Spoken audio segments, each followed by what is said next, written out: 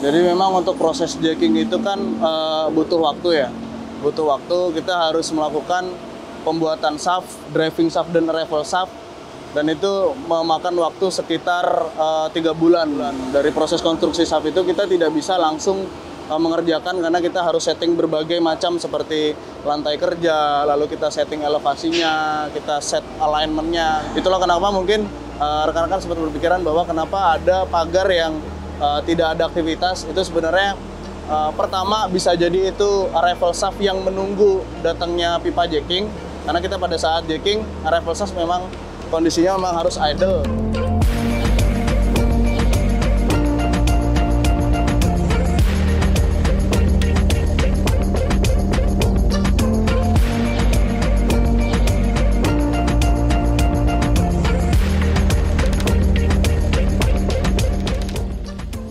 Selamat siang, perkenalkan saya Giovanni Dio, engineer dari Adi Utama KSO, kontraktor pelaksana dari proyek pekerjaan konstruksi jaringan pipa air limbah Jakarta Sewerage Development Project Zona 1 Paket 6. Saat ini kita sedang berada di Jalan Jembatan Tiga Raya, tepatnya di shaft W4.2, yang saat ini kita sedang melaksanakan pekerjaan jacking.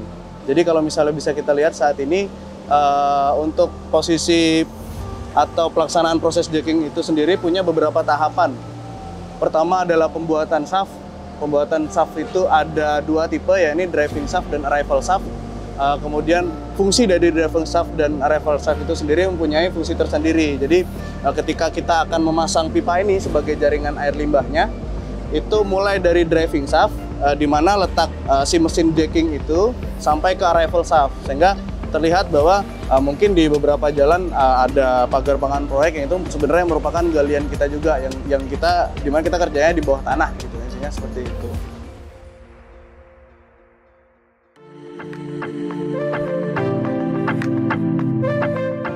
Nah, saat ini kita sedang melaksanakan proses jacking atau pemasangan pipa. Jadi pipa RCP atau Reinforcement Concrete Pipe ini diangkut ke dalam shaft, lalu kita dorong menggunakan mesin jacking berangsur-angsur sampai ke titik arrival shaft. Gitu.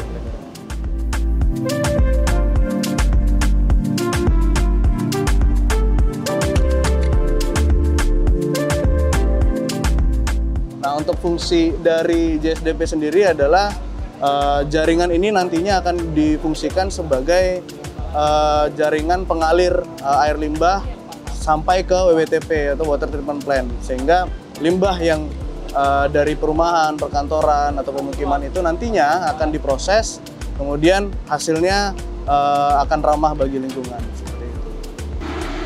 Oke teman-teman, jadi di sini saat ini kalau bisa kita lihat, saat ini sedang proses setting pipa RCP ya.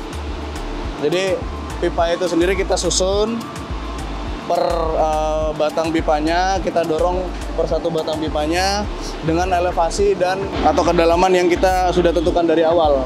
Kenapa? Karena memang sistem dari JSDP ini menggunakan sistem gravitasi, di mana itu terkenal dengan low budget karena kita tidak butuh pressure atau tekanan untuk mengalirkan air limbahnya.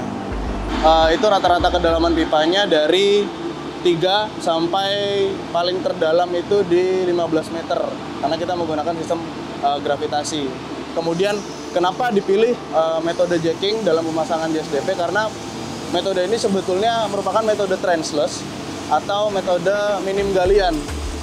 Sehingga jika kita bandingkan dengan metode open cut atau galian terbuka secara konvensional, itu akan menggunakan lahan yang lebih sedikit dan lebih efisien. Gunanya juga untuk mengurangi kemacetan, seperti itu.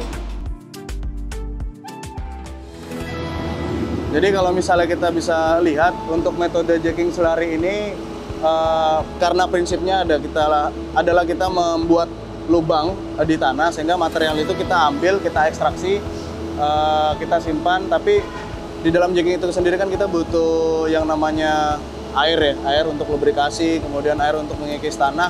Nah, air itu kita gunakan sadar ulang. Jadi materialnya kita pisahkan di descender tank, material yang kita ambil itu kita buang di disposal area, kemudian airnya kita gunakan kembali. Karena di JSDP sendiri itu ada beberapa line jacking yang memang ada yang lurus, kemudian ada yang juga lengkung atau kita sebutnya curve. Nah itu butuh waktu pengecekan, proses engineeringnya juga ketika kita buka suatu galian, kita butuh yang namanya test pit karena kita tahu sendiri bahwa di Jakarta itu utilitasnya sangat banyak. Ya bisa kabel, bisa pipa dari utilitas-utilitas existing. Dan kita tidak kita tidak mengganggu utilitas itu, tapi kita coba cari solusi bagaimana cara kita untuk untuk setting lokasi shaftnya itu aman dari segala utilitas. Kemudian dari proses itu test pit, lalu ada juga shaft yang memang menunggu proses relokasi utilitas di dalamnya seperti itu.